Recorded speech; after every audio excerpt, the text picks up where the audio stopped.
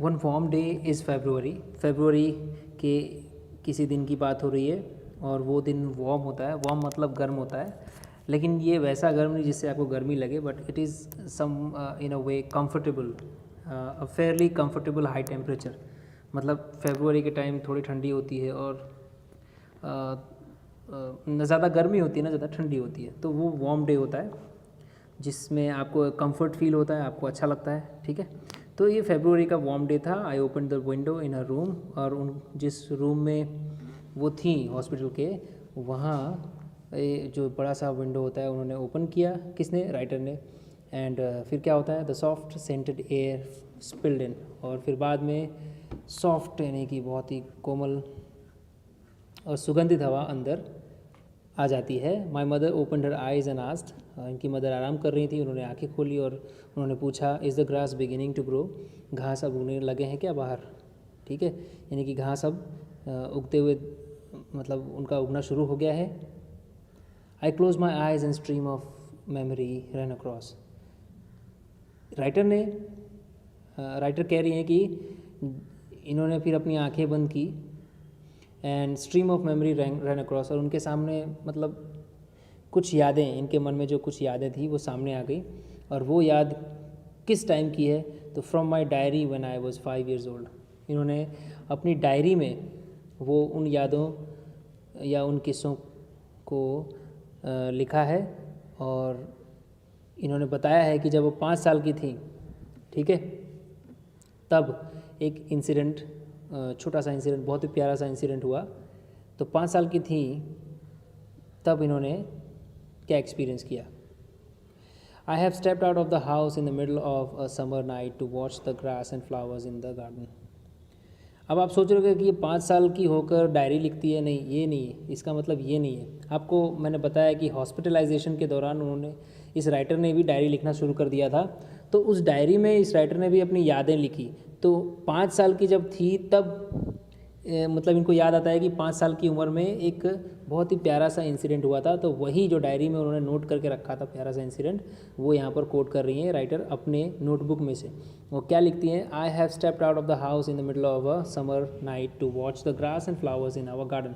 Garden में मैं flowers और ग्रास देखने के लिए समर नाइट, मतलब गर्मी की जो ऋतु होती है उसमें रात के टाइम, वो भी middle of one summer night, मतलब आधी रात को मैं बाहर आ गई घर से सिर्फ ग्रास और फ्लावर्स देखने के लिए।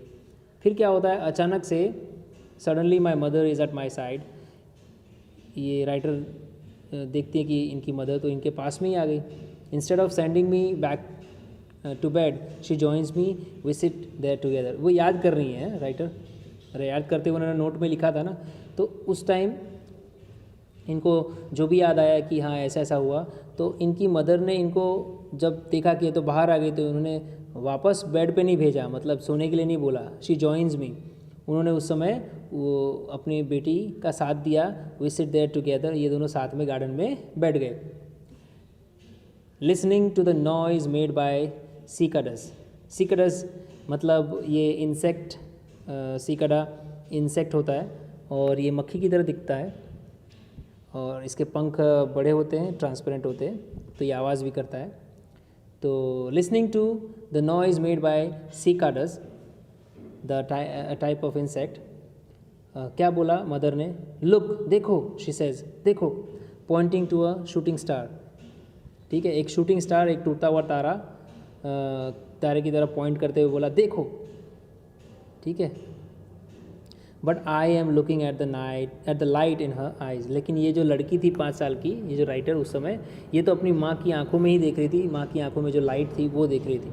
ये कौन सी लाइट थी? तो वो जो खुशी की लाइट होती है, ठीक है, जो खुशी के कारण जो आँखें एकदम चमकने लगती हैं, वो वाली लाइट। तो ये अपनी माँ को देख रही थी, अपनी माँ की आंखों को देख रही थी, और जबकि उसकी माँ उसको बता रही थी कि देखो टूटता हुआ तारा। Later I fall asleep with my head in her lap, और बाद में ये सो गई, ठीक है, अपनी माँ की गोद में सिर रखकर। ये इनको याद है जब वो 5 साल की थी, तो यही इंसिडेंट इन्होंने अपने नोटबुक में लिखा हुआ था, वो जो कोट कर रही हैं। ठीक है, अब ये और भी कुछ याद करते हुए बोलती हैं, I remember the day my mother asked that I write a last message from her to each member of the family.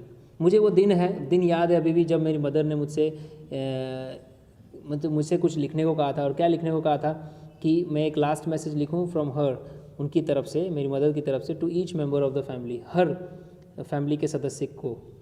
I wrote through my tears, मेरी आंखों में उस समय आंसू थे और मैंने लिखा।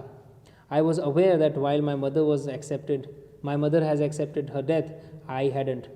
ये उस समय अवेयर थी। अवेयर का मतलब इन्हें पूरी तरह से मालूम था कि मदर ने तो एक्सेप्ट कर लिया है अपने डेथ को, अपनी मृत्यु को, बट इस राइटर ने एक्सेप्ट नहीं किया था। ये नहीं चाहते थे कि मेरी मदर चली जाए। ऑब्वियसली कोई नहीं चाहेगा, ठीक है। Over the next few days my mother wanted to talk about her life, so we began our long final conversations. Over the next few days मतलब अगले कुछ दिनों में ये इनकी मदर चाहती थी अपनी लाइफ के बारे में बात करना, इसलिए ये अपनी बेटी से बहुत ही लंबी और फाइनल कॉन्वर्जेशन इसलिए बोल रही है क्योंकि हो सकता है उसके बाद डेथ हो गई हो उनकी। तो फाइनल कॉन्वर्जेशन हुआ, फाइनल बातचीत हुई। As we talk the picture of my mother's life grow stronger.